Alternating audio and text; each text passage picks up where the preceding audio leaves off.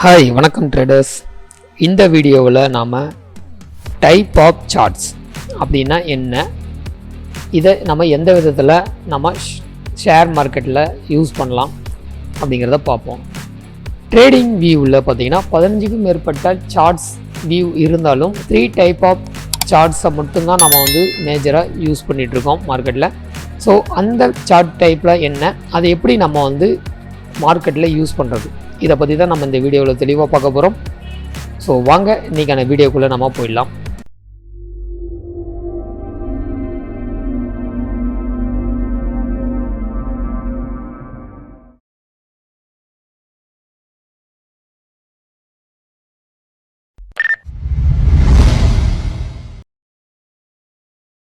அப்படிங்கிற பார்ப்போம். So first நம்ம பார்க்க போகிற சார்ட் பார்த்திங்கன்னா லைன் சார்ட்.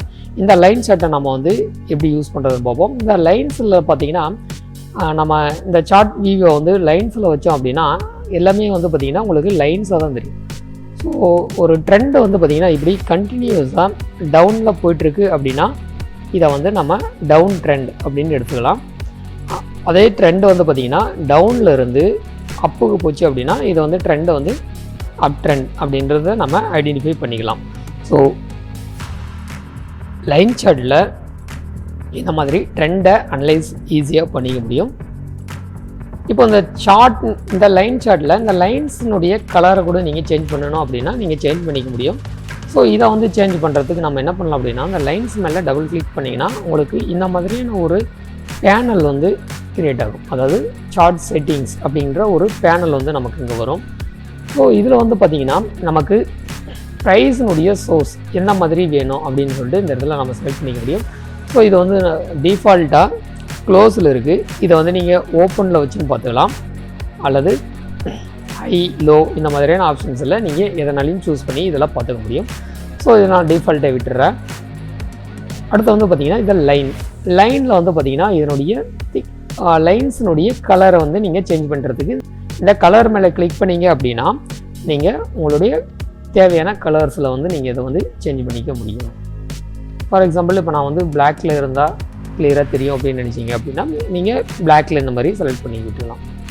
நான் இதை டிஃபால்ட்டில் விட்டுறேன். சரி, ஓகே. இப்போது இந்த மாதிரி நம்ம லைன்ஸுடைய கலர்ஸ் இதெல்லாம் சேஞ்ச் பண்ணுறதுக்கு நம்ம இந்த ஆப்ஷன்ஸ் எல்லாம் யூஸ் பண்ணி நீங்கள் சேஞ்ச் பண்ணிக்கோங்க, சேஞ்ச் பண்ணுறதா இருந்தால்.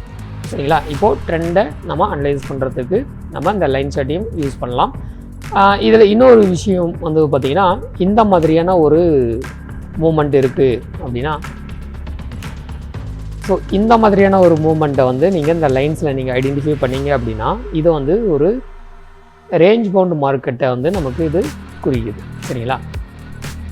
ஸோ இந்த மாதிரி நம்ம ஒரு ஸ்டாக்ஸை பார்த்திங்கன்னா ஒரு பர்டிகுலர் இயரில், ஒரு 1 இயரில் இல்லை ஒரு 6 மந்த்ஸில் இந்த ஸ்டாக் எப்படி பர்ஃபார்மன்ஸ் பண்ணியிருக்கு அப்படின்ற செக் பண்ணுறதுக்கு நமக்கு இந்த லைன் சார்ட்டை மேஜராக எல்லாராலையுமே யூஸ் பண்ணப்படுது.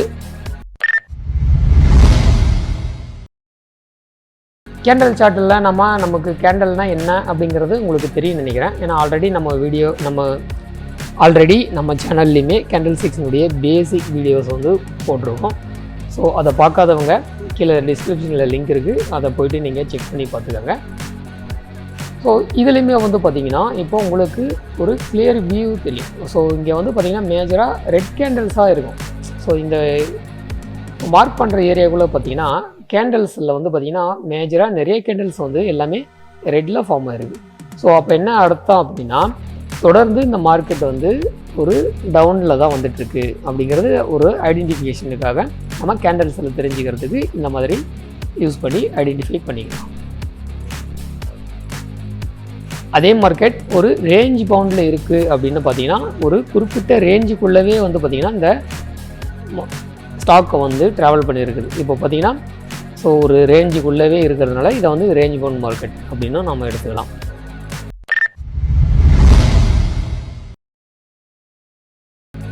இப்போது அப் ட்ரெண்டில் பார்த்திங்கன்னா இந்த மாதிரி கண்டினியூஸாக மூவ் ஆகிட்டு இருக்கோம். அதில் பார்த்திங்கன்னா மேஜராக நம்ம நிறைய க்ரீன் கேண்டல்ஸை இதில் பார்க்க முடியும். ஸோ அப்போது அப் ட்ரெண்டில் இருக்குது அப்படிங்கிறத நம்ம இது மூலமாக தெரிஞ்சுக்கலாம். ஸோ இதுக்கு அடுத்து பார்த்திங்கன்னா நமக்கு லாஸ்ட் தேர்ட் ஒன் பார்த்திங்கன்னா எய்கே-நஷி சார்ட் அதில் வந்து பார்ப்போம். இந்த எய்கே-நஷி சார்ட்லேயுமே வந்து பார்த்திங்கன்னா நமக்கு கேண்டல்ஸ் ஈஸியாக வந்து அண்டர்ஸ்டாண்ட் பண்ணுற மாதிரியான ஒரு ஃபார்மேஷனில் தான் நம்ம வந்து காட்டும். எப்படின்னு பார்த்தீங்கன்னா எல்லாமே க்ரீன்லேயே இருக்கும். பார்த்திங்கன்னா இப்போது ரெட்டை வந்து பார்த்திங்கன்னா அதிகமாகவே இதில் இருக்காது, ஃபுல்லாக வந்து க்ரீன்லேயே காமிக்கும். ஸோ அப்போ வந்து மார்க்கெட்டினுடைய இந்த ஸ்டாக்னுடைய ட்ரெண்டு நல்ல புல்லிஷ் இருக்குது அப்படிங்கிறது தெரிஞ்சுக்கலாம்.